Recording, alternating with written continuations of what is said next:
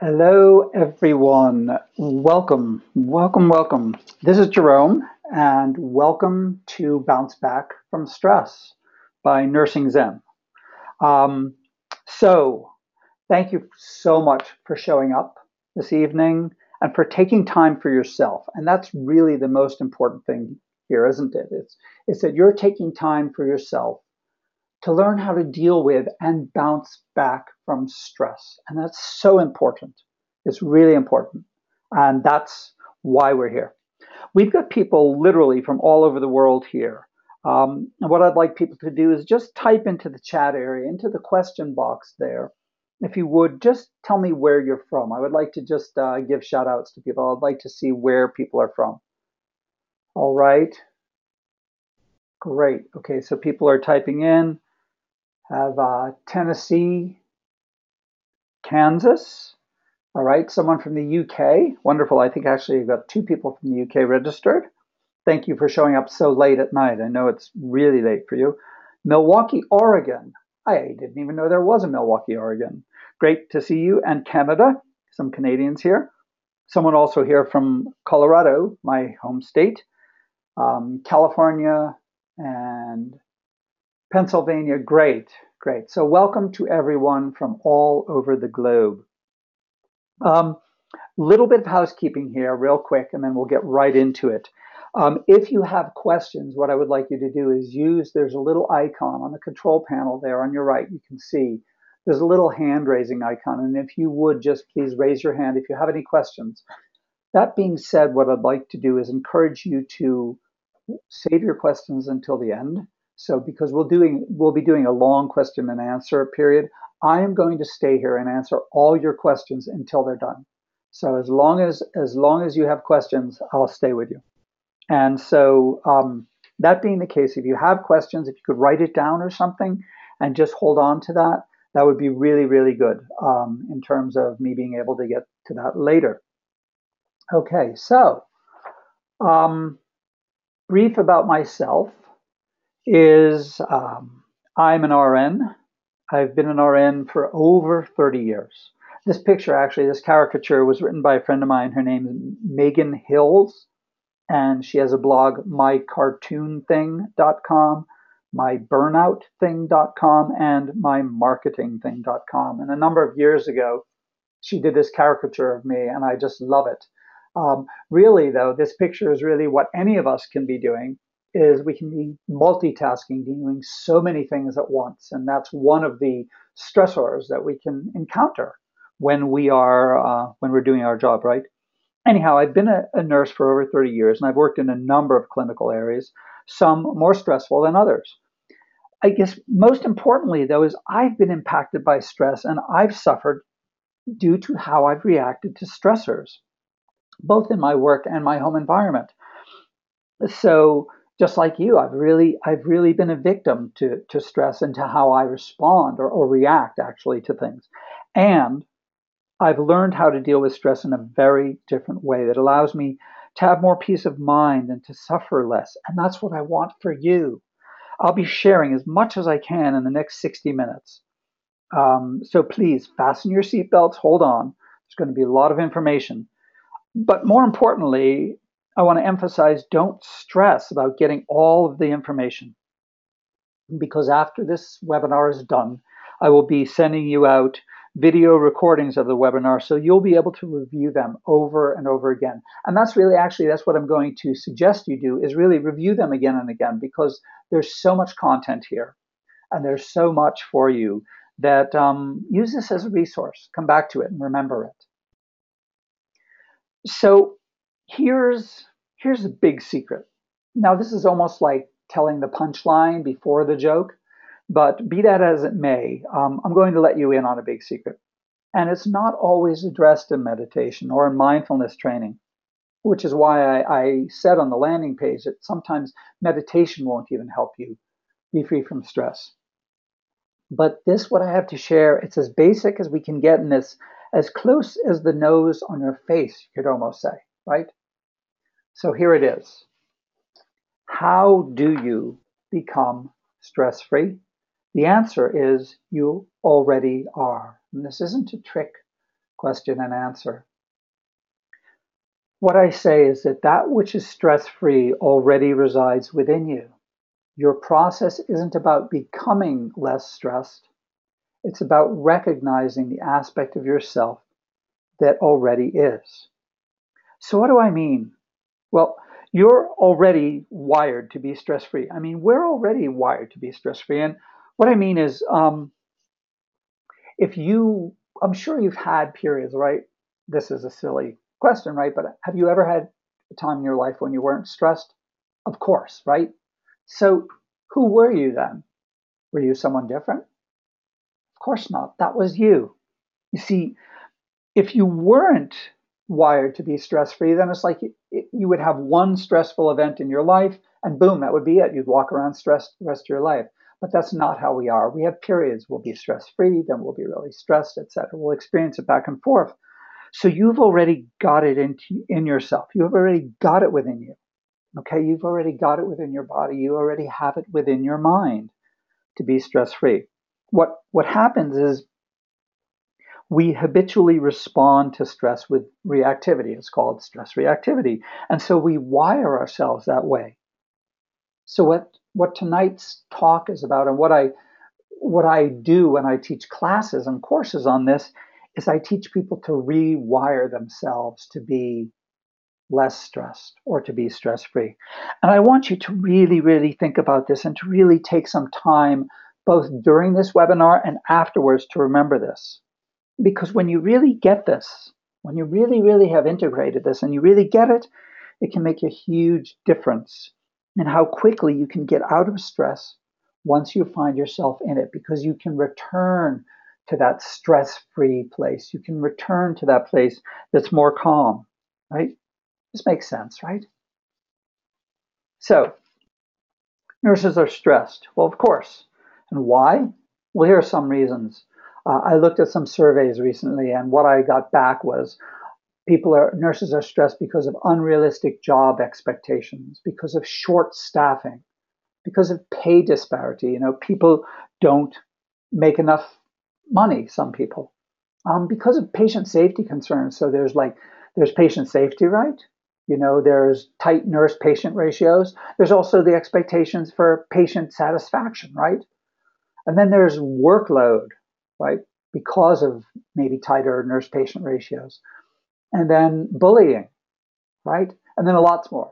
I mean, I didn't list everything that I had seen. Now, when you stop and examine this list, or when you examine most lists that nurses make, and actually that people in general make, about what's stressing them out, it's usually focused on something outside of ourselves, right? Like if you look at this list, none of this has to do with us. It's really what other people control. It's the circumstances, it's the environment, it's things that are put upon us. And so I'm examining this because it's really important, and we're going to examine this actually because it's really important to know what we can change and what we can't, or at least what others have the power to change, before we can free ourselves from the stress that we experience. So a couple definitions here: stress or stressor, and I want to make sure that we're on the same page. I suspect you know all of this, but I just want to go over this briefly.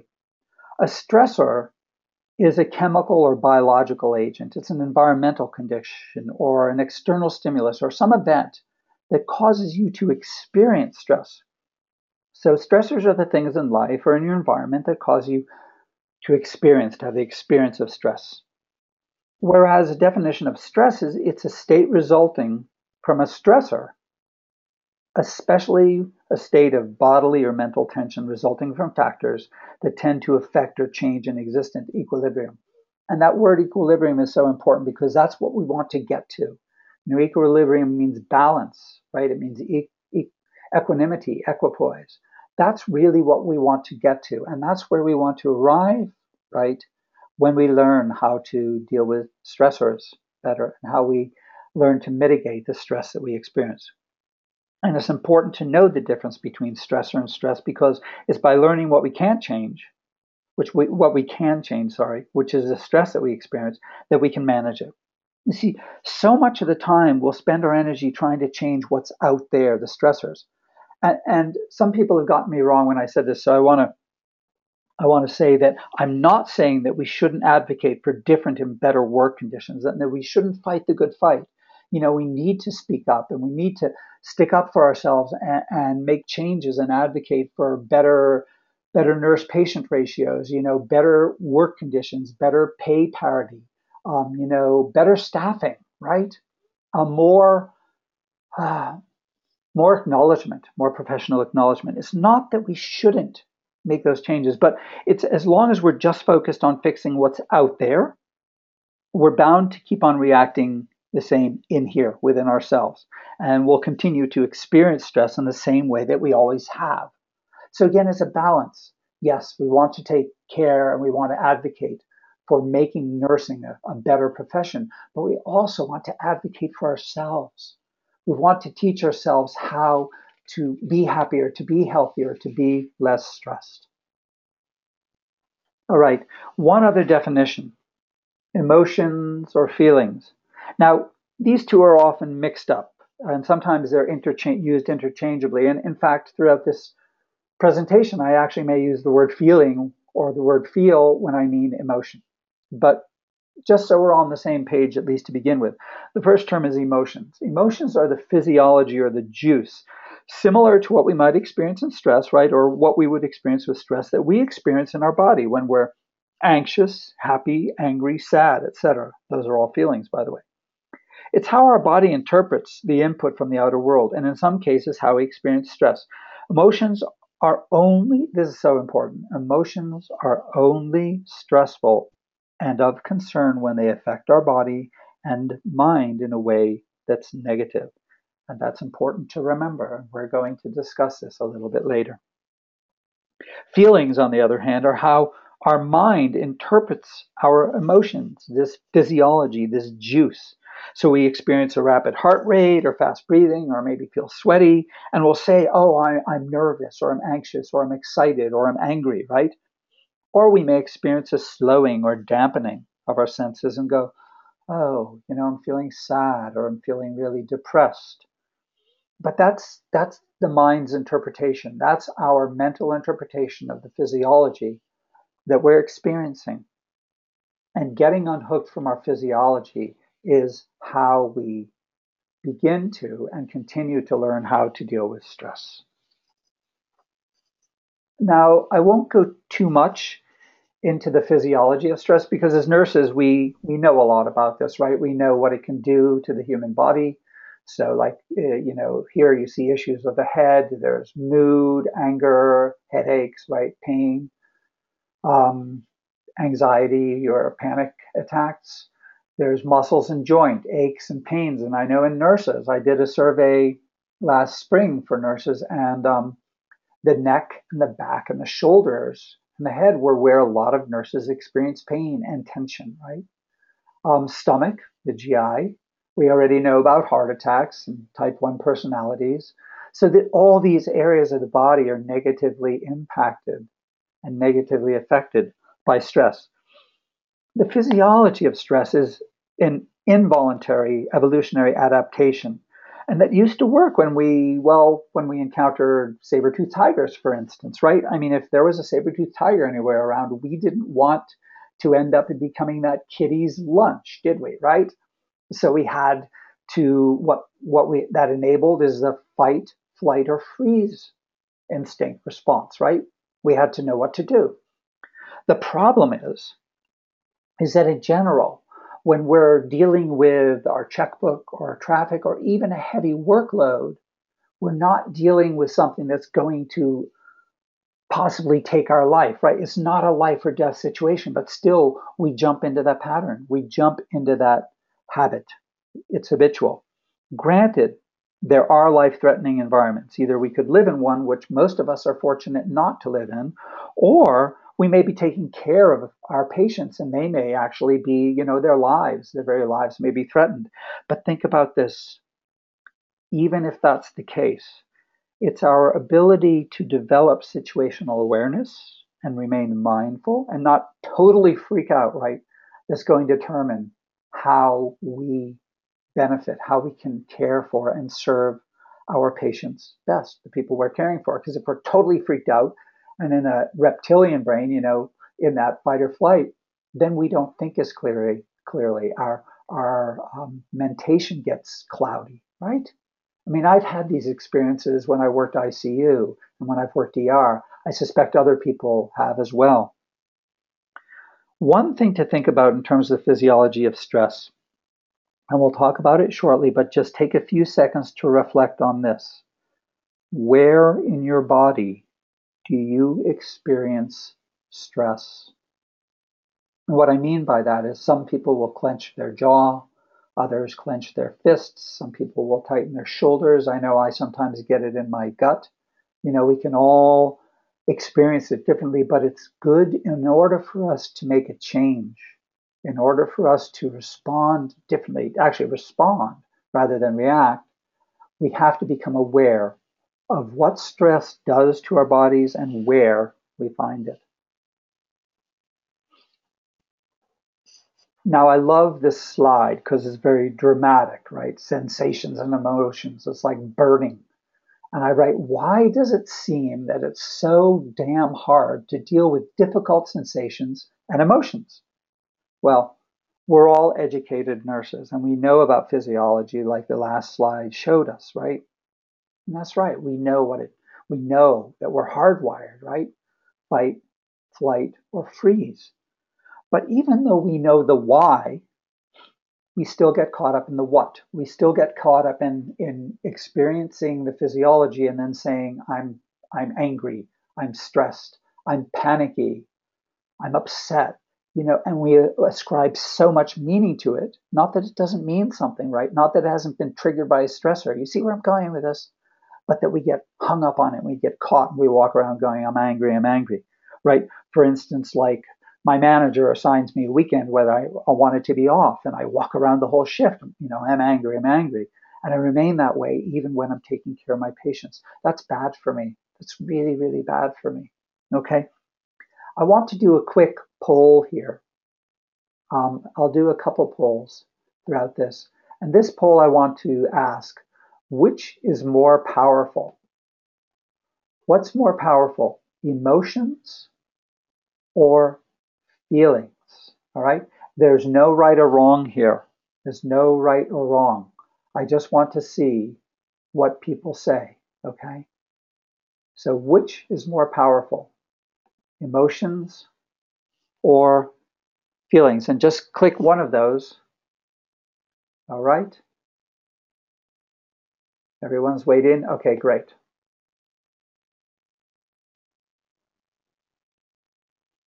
Okay. Well, it looks like it's almost about even. Thoughts and emotions are about mixed. Okay, again, there's no right or wrong here. I'm just curious to see what people feel, right? What people think about this. Okay. Now, do thoughts have power? This idea that our feelings, I mean, because we said feelings and emotions, it looks like people feel like they're equally powerful. This idea of feelings that their interpretations of emotions leads me to ask then, do our thoughts have power then? All right, now think about this. Even when I say think about this, I'm even asking you to create a thought, right? Do your thoughts have power? And so, again, I like to get people involved in this. So I want to launch the poll. Do your thoughts have power? So just go ahead and hit yes or no. Don't think about it too much. Okay. Do your thoughts have power? All right. Excellent. Okay. Now, interesting.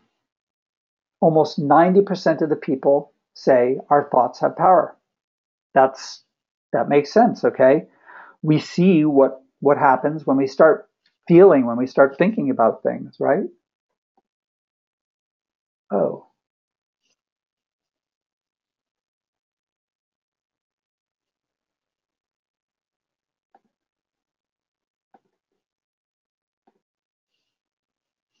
Huh. That was strange. Um, Sorry about that. It looked like the screen didn't advance. I've had this problem previously. All right. Let me just go up and see, did um, did people get to see this screen? Yes, we did. Okay. So this was the screen we had for the last poll, right? Okay, good. So you did see that. Okay, and then we're here. Okay, very good. No, sometimes these get glitches. Anyway, so do our thoughts have power? Well, most people believe they do. So here's the next question. Are our thoughts real? Are your thoughts real? Again, I want to ask another poll, and this time I'm also going to make sure that the screen that it advances here. So here's a poll. Are your thoughts real? Just very quick, yes or no. All right. And right. Good. 100% of people have voted. Okay. All right. Got back to you. Okay. Interesting. So here, 91%, almost everyone says that our thoughts are real. So something that I want you to consider, I want you to just keep in your mind, because this is way larger than this discussion. I actually talk about this and I teach it, when I do like 4-week courses or 8-week courses in mindfulness, I teach it. But right now, I would just like you to consider suspending the idea that thoughts are real. And I'll tell you why a little bit, not too much. Because if thoughts are real, let me ask you, where are they, right? Can you show me a thought? Or what shape is it? What color? What texture? What size is a thought? And when a thought goes again, right? When the thought's gone, where does it go to? See what I'm getting here? If thoughts are real, then where are they? It's almost like they're similar to clouds in the sky or waves in the ocean. You could say, let me use this metaphor. Suppose you say waves are real. Well, you see a wave arise in the ocean, right? And then it sinks back into the ocean. Can you go anywhere and say, oh, there's that wave, right? See why I'm using this metaphor? Or you see clouds pass in the sky, right? A cloud arises and then it dissipates. Can you actually point to where the cloud is once it's gone, or where it was, saying, well, that's where the cloud was? No. Just consider for a while that this is what your thoughts are like. They arise and then they fade away. And what happens is we're so accustomed to following our thoughts and to believing that somehow they exist and that they have lives of their own, that not only do we believe them, but we can end up becoming them as well. And let me give you an example. Suppose at work, I make a medication error, right? And I start thinking, oh, I'm such a bad nurse. Oh, God, I wonder if I should be doing nursing. Oh, and then I really feel bad about myself. And then I start creating emotions. It may have been a good day up until that point, right? I might have been feeling real zippy, right? Have my little coffee in the morning. But then I start feeling really depressed. Of course, I'm labeling it. I'm feeling depressed. I'm feeling sad because I'm a bad nurse. And so not only do we believe the thoughts, but then we feed our emotions and we become them as well. I just want you to hold on to this a little bit. I just want you to work with this because it's so important in changing our views of how we get stressed, of who we are. Okay. Again, this is a huge topic and I can't go into too much because we've got so much to cover here. All right. Just think about it and listen to this recording again. So breathing. I found this slide. I found this image today. I love it. It's a cat holding its breath, right? Has anyone noticed what happens to your breathing when you begin to experience stress? Well, of course, right? Believe it or not, the breath will tell you a lot about whether you're stressed or not. And we know this if we're working with someone with COPD or someone who's hyperventilating or in a lot of pain. Sometimes we may put our hand on their shoulder or on their back and we'll encourage them to just take some long, deep breathing, right? We'll encourage them to breathe slowly because it elicits a relaxation response, right? And so that we know we can work with emotions We can work with what's going on by doing that, but also our breathing will actually tell us what's going on. So, for instance, I'm sure you've experienced it when you're excited, what happens? Well, your breath speeds up, of course, right? Or your breath can get shallow or maybe panting a little bit, right? When you're frightened, maybe your chest tightens up, your abdomen tightens up, and you don't breathe as well, right? You got to take a deep breath, right? Sometimes if we're just depressed or sad, our breath may become very shallow and slow. But you see, usually we don't notice these things. We just go on and do what we're doing, but we don't come back to the breath. Again, we'll work with this. Right? This is making sense, right? I mean, just like knowing where we experience stress in our body or examining those feelings, those thoughts, we rarely take time to actually examine our breathing. So here are 3 tools. Here are the tools that we can use to help us deal with and change how we react to stress and to be able to bounce back from stress better. And they're breathing, physiology, and thoughts, the 3 things that I just mentioned. How coincidental, right? First, let's start with the breath. Previously, like I said, is just like knowing where we experience stress in our body, or like examining our feelings or our thoughts about our emotions, right? Very rarely do we take the time to really slow down, to watch, and to work with our breathing. Now, some meditation practices may have you change or pattern your breathing in a particular way. That's not what we're going to do. That's not what we're going to work with. What we're going to do is to anchor our attention on the breath, simply observing the breathing. The reason that we do this is because learning to return to your breath as an anchor of your attention, right, bringing your attention to your breath, can be a very powerful way to return to the present when you're, totally stressed out, when you're experiencing stress. Think about it this way. Many meditation or mindfulness practices, in fact, so many contemplative practices have the breath as the anchor of attention. Why? Well, because it's always with us. And if it's not, no worries, because we're dead, right? We don't have to worry about it. So, and you can use your breath anywhere. You can use your breath when you're in the car driving, if you're in a tense situation. You can use it at home. You can do it while you're washing the dishes. Just watch your breathing, right? You can also at work, like what I like to do is before I walk into a patient's room, especially if I have a large patient load or I have someone maybe who I heard in report is a very difficult patient. Before I walk into the room, I'll just, right? Just one breath out. Everyone, just do that. Don't worry, I won't hear you. You're all muted. Just, that's like what I call a one breath meditation. It's just reminding and centering and focusing us. Sometimes it's called a centering breath, right? Just breathe out. And what you may notice, some people notice it, is it can almost drop you into a state of relaxation. And we can do this anywhere.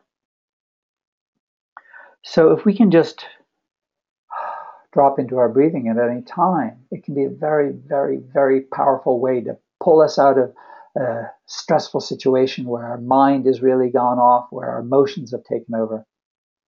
And tell you what, since we've got the time right now, let's do a very short watching the breath exercise where we're just going to breathe. So I'm going to ask everyone to sit up straight, wherever you might be, chair, couch, wherever you are. Hopefully you're not in a car, right? And we'll keep our eyes open. And this is one thing I'll differentiate here, and I'll do it again later, is when I teach people through mindfulness or meditation to meditate or practice mindfulness, I have us keep our eyes open. And why is that? I want us to be able to go about our day practicing meditation. And it's going to be very hard for us to do this if our eyes are closed. And also, if you close your eyes when you meditate, it helps you to fall asleep better, but not necessarily stay awake. right? It's more conducive to sleep. So all we're going to do here, just simply watch the breathing for about 30 seconds. That's all. I'm going to get a sip of water here for a minute. Hold on. So sitting up straight, eyes open, just watch your breathing.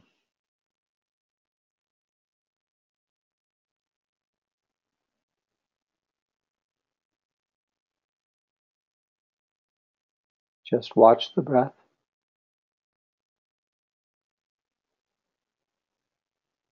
Simply watching the breath.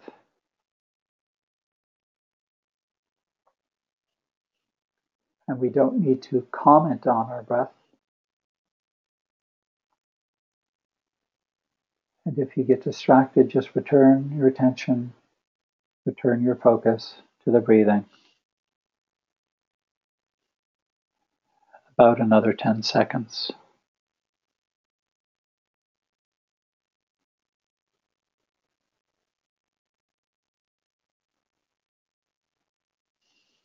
And now just relax into this moment. If you notice any change, if you feel maybe a little more relaxed, that's okay. Don't try to hold on to it, just be. Just try to remain in that state, especially for the next slide. How about physiology? Well, here we have the Hulk, right? I don't know if any of you have seen this movie, but the Hulk, what does he represent? He represents someone who goes unconscious to his emotions, right? He just turns into this huge, green, angry beast, right? Totally ruled by the emotional body, completely ruled, no thought. He just goes wild, right? Well, working with our physiology, perhaps we don't have it quite as bad as Bruce Banner does. You know, he's the guy who turns into the Hulk. But working with your physiology is about learning to tune into yourself and know when you're feeling stressed and where in your body you're feeling it. I use the word tune in.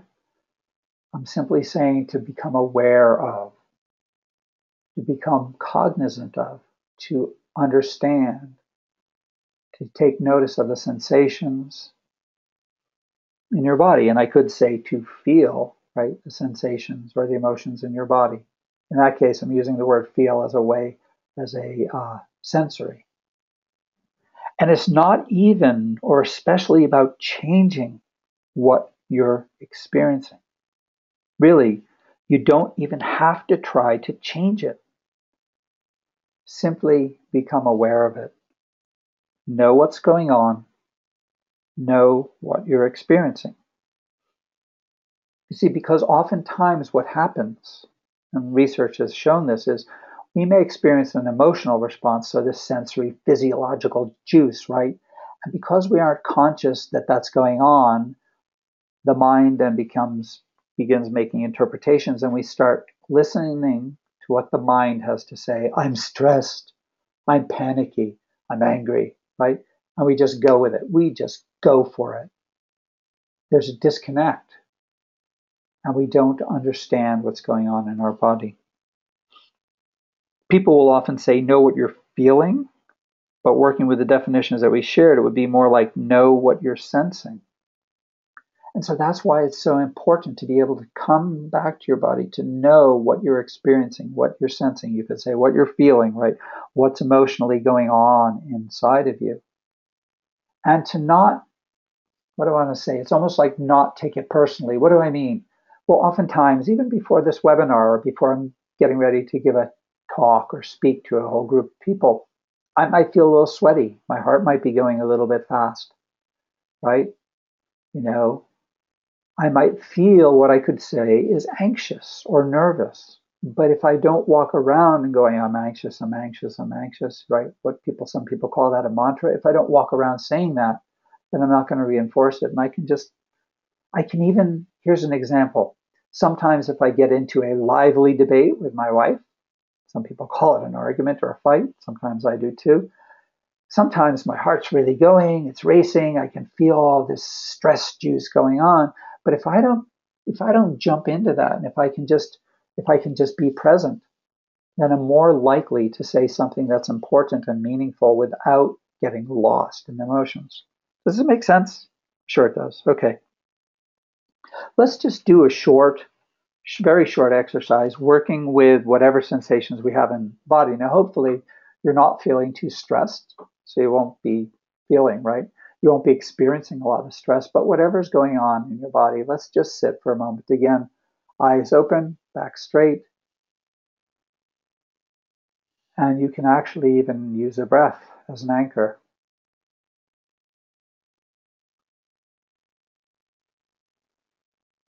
Simply watching the breath as it comes into and leaves the body. Bringing your focus and attention to any sensations in your body, not trying to change them.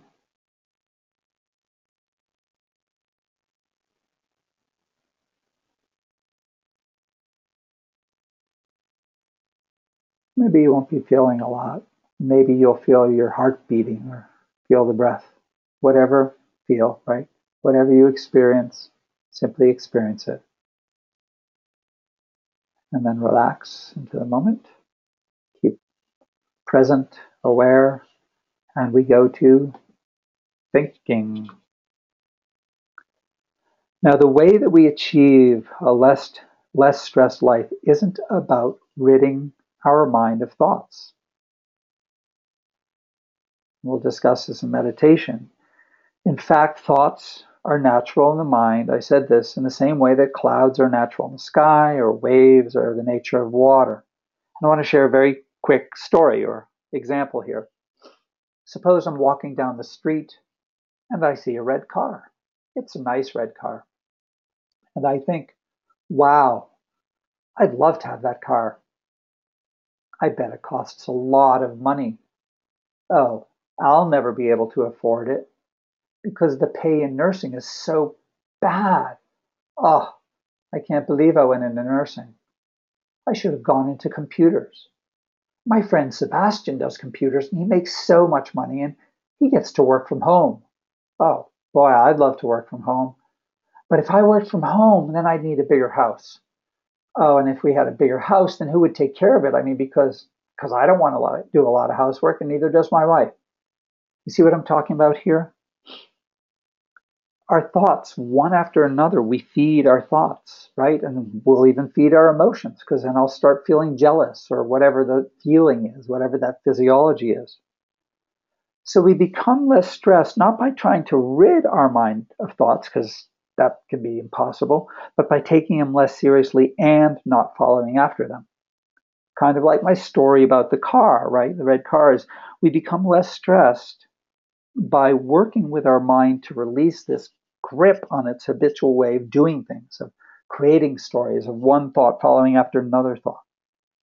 And when we use our mind and our thoughts, when we work with our mind and our thoughts, this is sometimes termed mindfulness or mindfulness meditation or just meditation. Which brings us, oh, actually, very quickly, let's work with our thoughts. Why not? Sitting up straight, eyes completely open.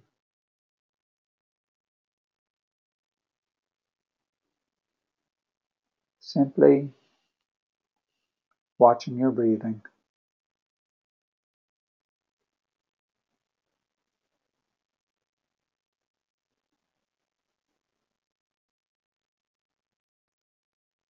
Observing the breath as it comes into and goes out of the body.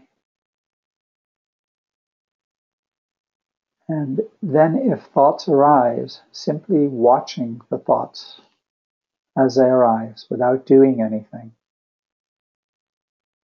without trying to change them.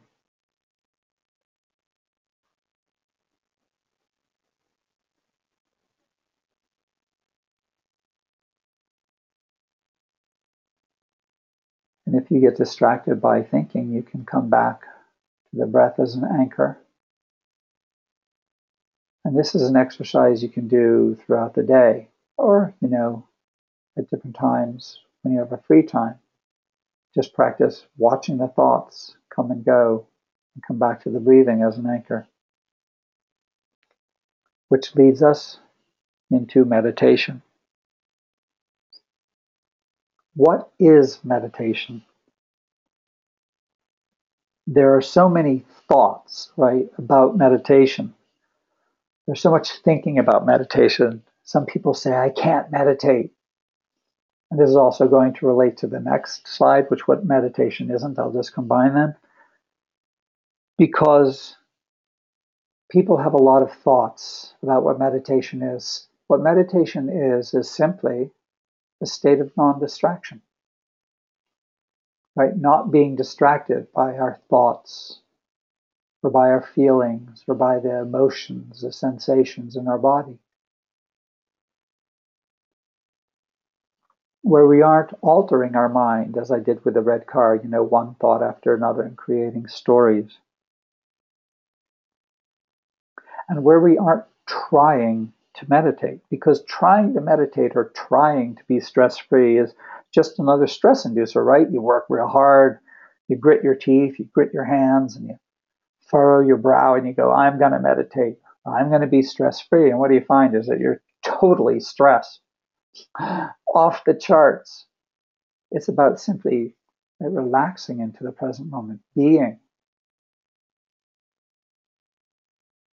And what I teach when I teach meditation is that we can actually do this anywhere. We can do it when we're going down the hall, on the way to a patient's room, as we're walking, just watching the breathing, watching the breath.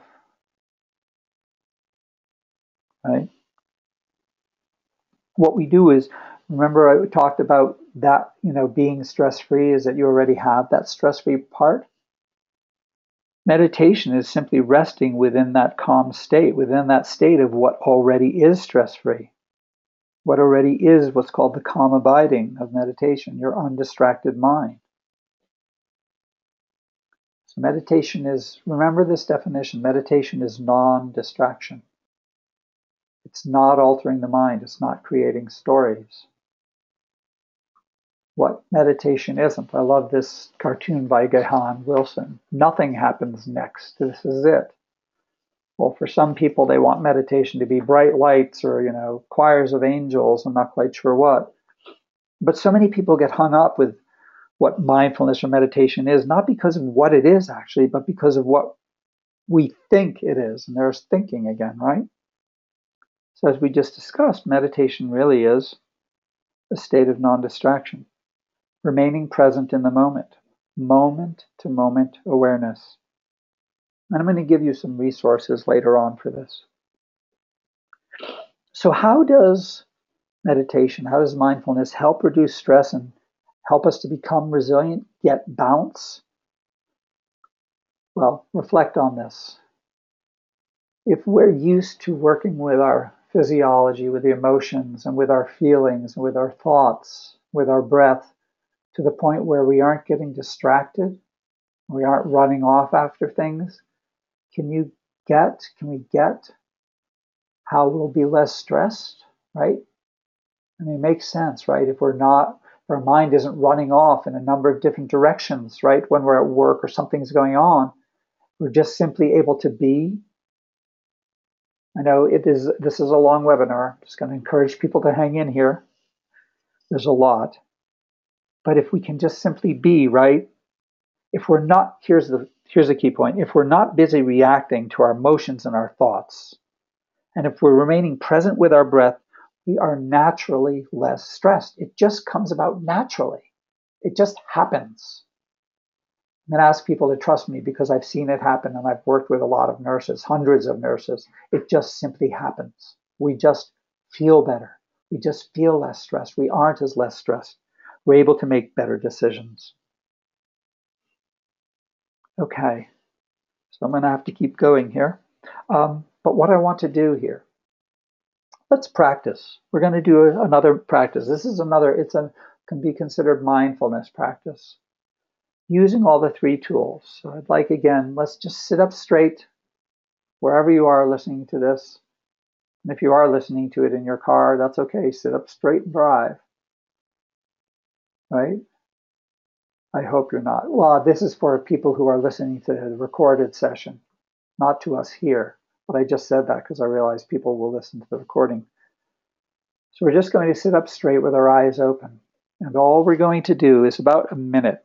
We're just simply going to watch the breathing and experience everything that's going on.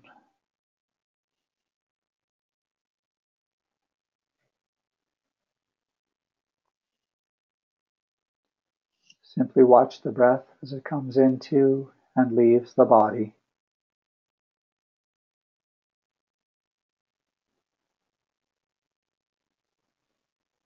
Allowing thoughts to arise and fade away, just like waves in the ocean. No matter what you're sensing in your body,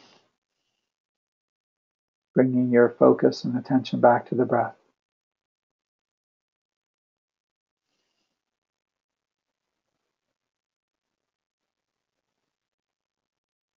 Just drop into the space of awareness,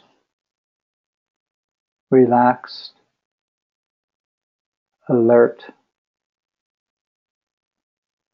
awake.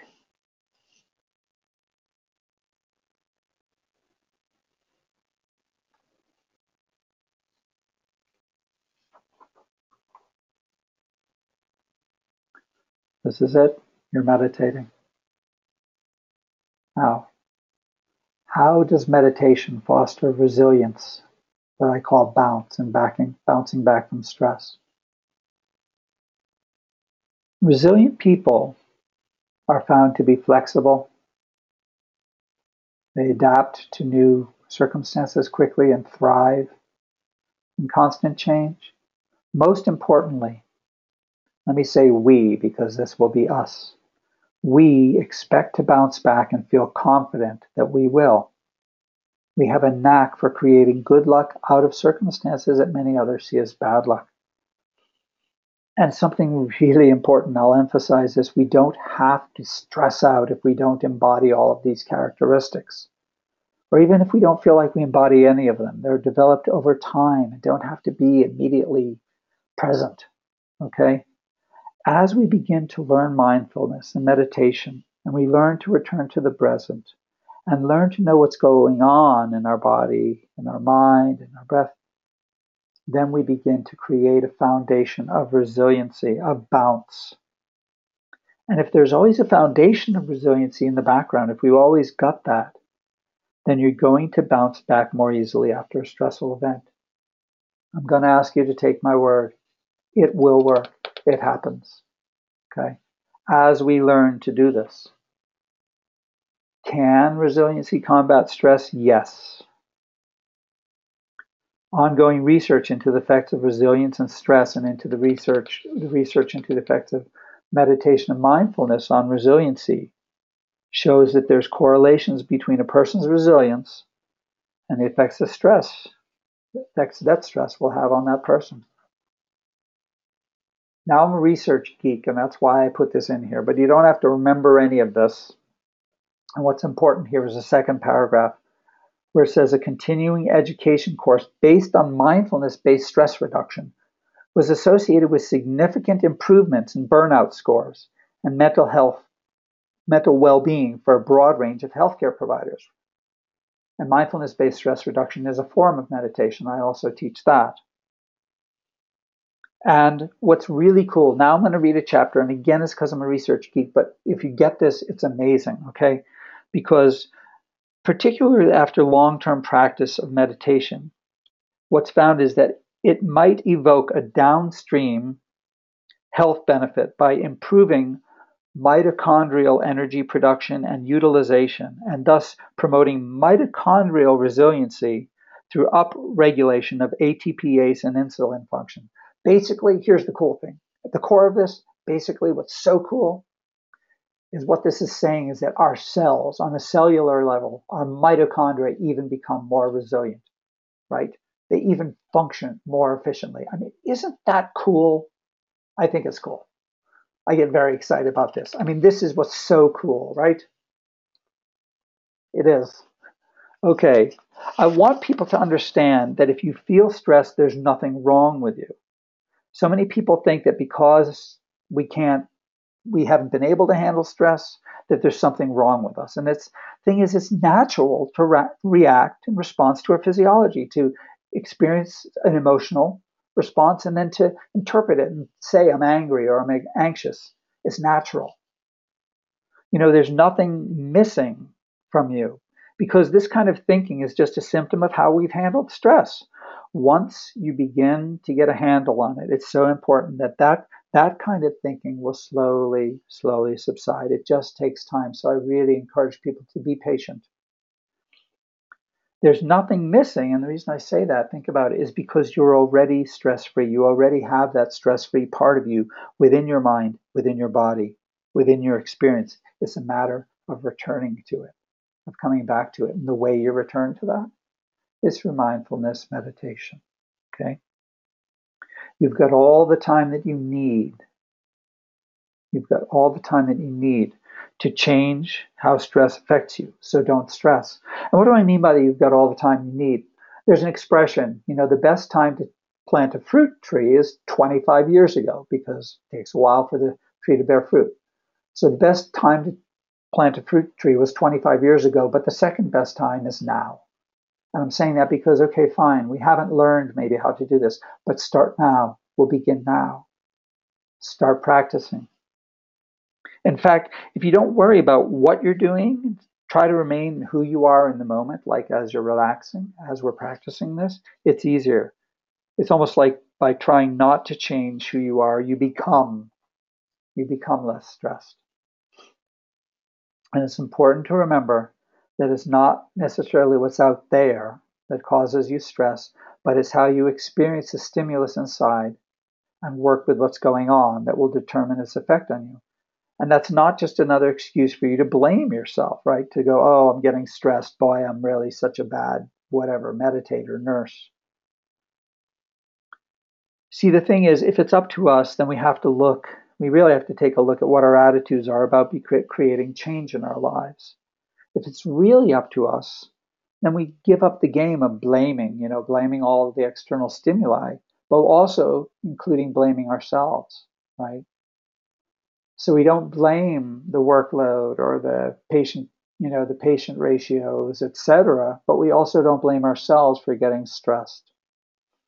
It's so important that as nurses that we get this because we can be so hard on ourselves and on our peers, right? That's where bullying comes from. If we're hard on ourselves, we're hard on our peers. Bouncing back from stress is also about being kind. So we learn to be kind for ourselves. Now, think about this. Suppose you're totally stressed out. You're just lost it. I mean, it's just been a bad shift. Everything is just the pits. How do you bounce back from this? Are you going to bounce back from being really stressed out by berating yourself and saying, oh, I'm just such a bad nurse. Oh, God, I can't believe how stressed I am. Is that going to help? Or by just breathing, just dropping into the moment. And remember, there's another way to be. Please remember there's another way to be. Returning to this moment, returning to this stress-free moment, to returning to the stress-free you. And there's many moments throughout the day. There's many minutes to be mindful. Assuming we sleep 8 hours a day, some of us less, some of us more, right? But that still leaves us about 16 hours when we're not sleeping. In those 16 hours, there's 960 minutes, okay? I want to ask you something. Do you think you could find 10 one-minute segments throughout the day to practice mindfulness, to practice meditation, to watch the breath, to feel sensations, to feel emotions? Sure you can. We all can. 1-minute meditations is what I call just taking 1-minute breaks throughout the day is a way to foster maintaining meditative awareness, maintaining mindfulness at work.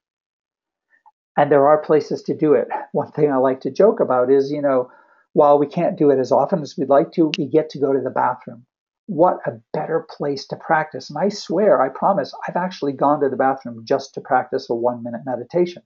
What better place to practice than on the throne, right? It's your meditation throne. We can just take a minute throughout the day Maybe set a timer on your watch. There's little actually applications. If you want, get in touch with me. There's a thing called the Insight Timer, which will go off randomly and remind you to just take a breath. Because we get so bogged down with our to-do list, we feel like we don't have time to meditate. So what we're going to do here, what I want to do is do a 1-minute meditation, because I want to show you how long a minute is if you just do it. So just right now, everyone sit up straight. If you're listening to this after the fact, just sit up straight and relax. Just watch your breathing.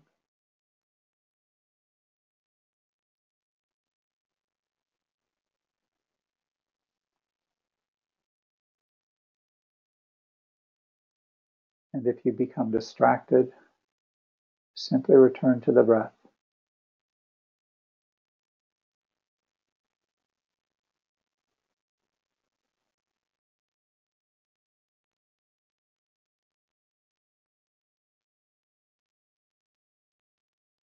Relax, just watching the breathing.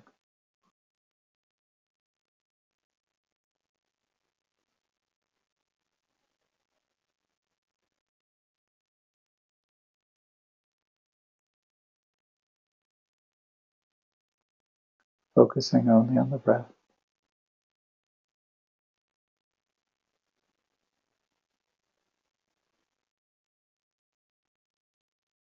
Okay. It's that simple. It's just taking a minute for yourself. That's all. 1 minute, many times a day. But I say many, many meditations throughout the day. So what are three most important things that you can do right now? First is to reflect on how you feel when you're stress-free and how and where you feel when you're stressed. Just get to know yourself, get to know that part of you. Second, just be with your thoughts, with whatever arises without trying to change anything, but also without following after them. Just allow them to arise like waves and just simply let them go, let them be. And number three, and you have to make a commitment here, it's for you. It really is for you. Practice meditation, practice working with your breath for 10 minutes in the morning, for 5 minutes at night. And what I do is in the morning when I wake up, even before I run and use the bathroom, right? Just sit up and just practice. Just watch the breathing for 10 minutes in the morning, 5 minutes at night. This can make such a huge difference. This really can help you. I want to offer you something that can help you. This is it. This will make a huge difference in your life. And then do little many meditation sessions throughout the day. Research has shown that 27 minutes of meditation a day can literally change your neural pathways in your brain. I didn't even go into this because it's just too much, right? But feel free to write to me if you want to know more. So do this. Reflect on how you feel when you're stressed and stress-free. Just be with your thoughts and then practice meditation. A few minutes in the morning, a few at night. Now, to support you in this, there's a couple things. First of all, my email is up there. It's jerome@mindingthebedside.com. And I wanted these links actually to be active links so that if you would click on them, they'd go places, but it didn't turn out that way. Okay. There's also a Facebook page I've set up for you, and I have posts on it, and I'm going to be putting more posts on it. Please go there. You can ask questions. You can share with other people. It's facebook.com/nursingzen. And I'm creating a community there where I can help support you in your practices. And then there's 2 meditation tracks. On my site, mindingthebedside.com, there's a drop-down menu on the navigation bar. I think it says resources. And there you'll see audio tracks. Go there and download these tracks, riding the breath and beginning with your thoughts. Use them. They're MP3s. You can download them. There's 10 tracks there altogether. They're free. They're for you. They're to help support you in this. I really encourage people to do this. I want to be able to provide ongoing support to you, because if we don't do this, we won't change. Really, if we don't work to decrease stress, then the same thing will keep on happening, and you deserve better, and you deserve to be stress-free. Now, another way I can support you, based on actually this presentation, on another presentation I did, I've created a course. It's called Bounce Back from Stress. It's the course. And there's a URL here. And like I said, I realize that these URLs aren't active, but take a look at it. It's nursingzen.com/nursingzen-an-nz-course. Go there and sign up.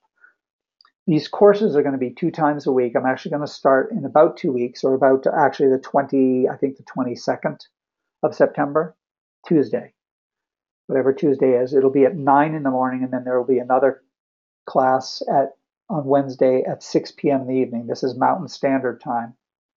And I'm going to be doing a 4-week class.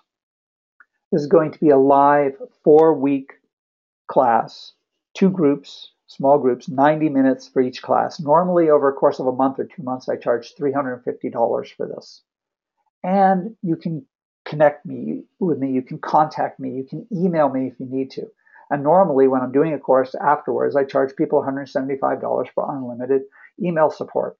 And then we have a Facebook page that I just set up for you. And that value that's like $75. But really, what's the value of less stress at work and in your life? It's priceless. So this whole course list, what I normally charge is $600 until next Monday. And that would be Monday, the 14th. I'm going to offer it for $87. Why? Well, because I want to be able to support you. And I want you to take the course. I really want people to be able to do this. After Monday, it's going up to $97. And because you were on this webinar, because you signed up for this webinar, I want to offer you something that will really help you continue this and really get deep into this. And it'll be a very, very in-depth course. Now, tomorrow, all nurses, where I'm advertising, they're going to send an email out to like 300,000 people. I think they have a huge online audience. Plus, they're going to put it on their Facebook page, which is like 400,000 people, I think, something like that. So it's going to fill up quick. This course is going to fill up. I'm going to offer 2 groups. They're going to be small groups. I really, really encourage people to sign up for it. It's $87. It'll make such a difference. And the thing is, you can go to both. If you want, you can go to both groups in one, per week. So you could do 8 total classes for $87. It's like $10 a class. Or $11 a class. It's really affordable. I want you to be able to do this. Please consider doing this. Go to this page, read more about it. It's really my goal to be able to help nurses become better nurses, to feel less stress, to take care of ourselves, because as nurses, we don't tend to do that. So my final statement is, ask me, I'm yours. We'll do questions and answers now. You've all been very patient. You've hung in there. For people who are going to listen to this afterwards, people who didn't show up, just listen to this again and again, and even people who did. I thank you all. I honor you all for being here and for wanting to make a change in your life, wanting things to be different. Now do something to make it different. All right, I'll take questions. We'll do question and answers now. And best wishes to everyone. Really, just continue to advocate for yourselves. Do everything you can to make nursing more empowered, and take care of yourselves. Take care of stress. Bounce back from stress.